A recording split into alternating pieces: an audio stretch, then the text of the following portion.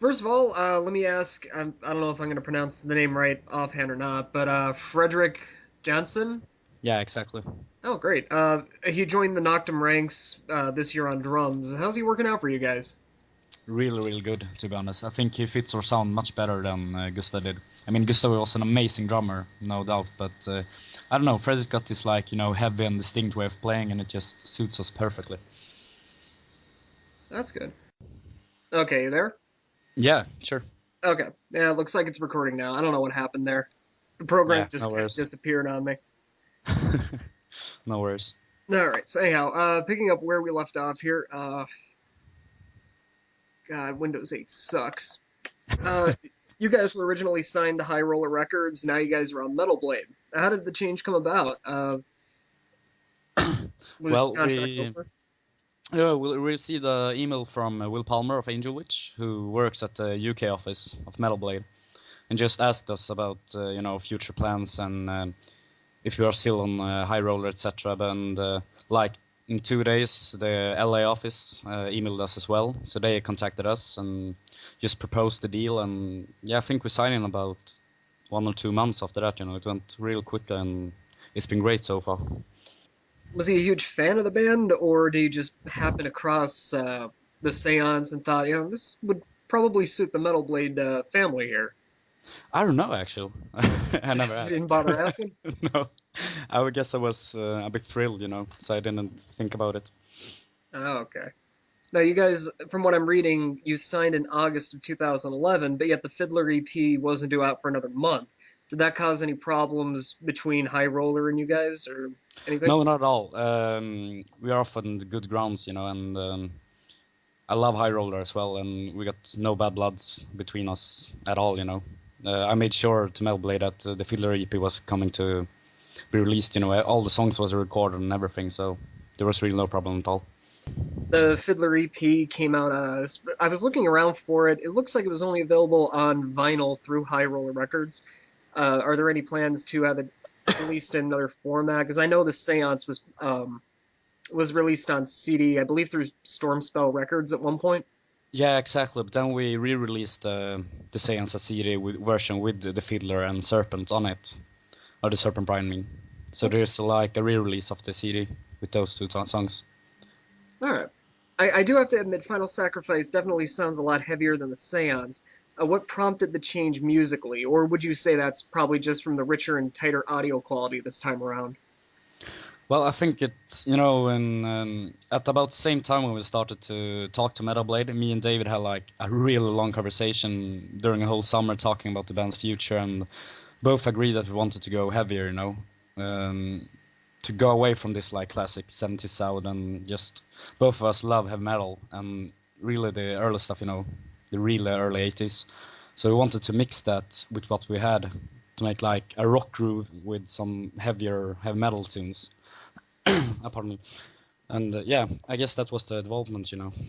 No offense intended by the statement, but I definitely like this album compared to the early psychedelic rock kind of sound. But again, that might also be because of the audio quality. The two definitely sound light years away from one another. Yeah, I I agree with you. Yeah. Uh, Speaking of the heavier sound, I can definitely pick up on like a Merciful Fate mixture of Pentagram and Black Sabbath influence. Were there any other inspirations specifically to Final Sacrifice that might not have been brought into the seance or anything else? I would mention Cannibals for sure, and the early Iron Maiden records as well. How about the writing process for you guys? Was there any special measures taken to ensure like a certain kind of atmosphere to the music? Or do you all just get together and throw music or lyric ideas at one another? No, it's actually, David just, I don't know where it comes from, but he just get these amazing riffs, and I've been working on the concept story of the album for like 2 years, so then we just put everything together in the rehearsal space. What is the concept to the album, anyhow? We have decided not to reveal the full story yet, but Ah, just if you read the lyrics and watch all the artworks, you can put the pieces together, and it would be real fun to see if people come up with the actual answer or, hearing their take on the album. was there any kind of research done for the lyrics or the concept of the album? No, everything is fictional, Okay. so I was reading that you guys recorded the album in Cove City Studios. Did you record there before, or was it a new experience? Cov City? Yeah, that's what I was reading. It could be wrong. Yeah, I guess it's wrong. Oh, I have to change the review then. uh, So we where was it recorded recorded then? in a music studio called Maskinrummet. It's Definitely off. yeah, it's a studio that's on the top floor of our rehearsal space, together with our great producer Lawrence. He's actually singing in a band called FKU, which you should really check out if you like thrash metal. I have their one promo. It's actually pretty good. Yeah, it's real great.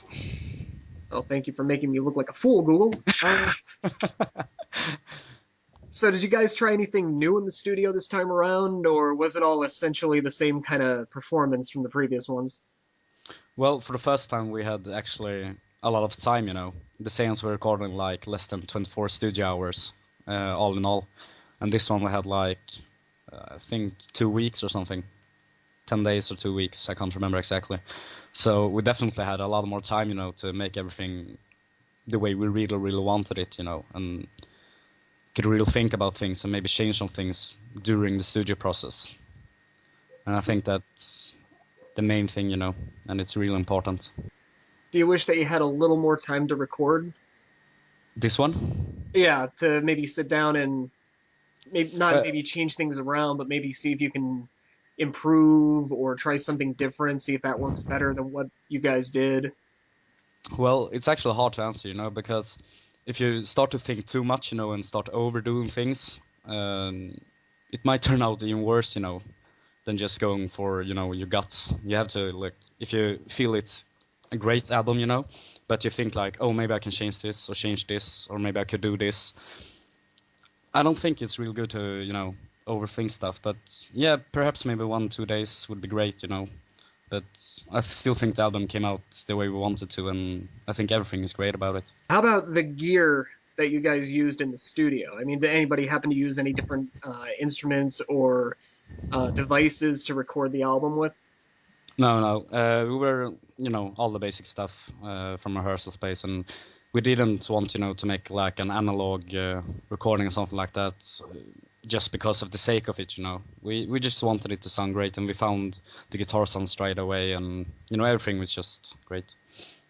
What kind of gear did you happen to use when you were in the studio?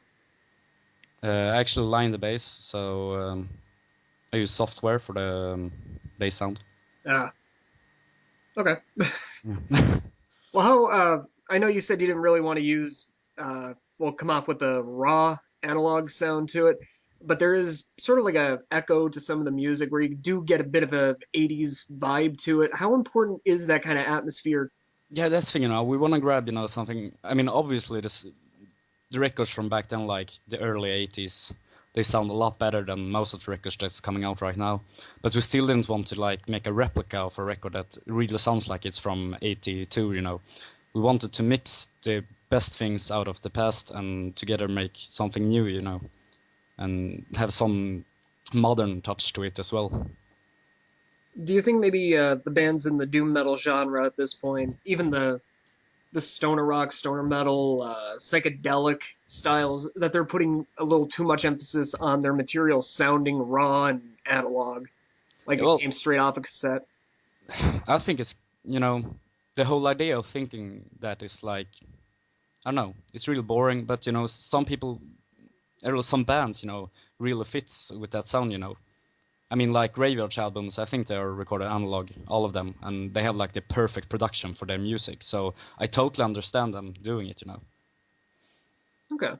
And out of curiosity, you guys dropped Temple of the Living Dead as the stream off the album. Liberty in Death. How are those two working out for you? Are the fans responding to the songs well?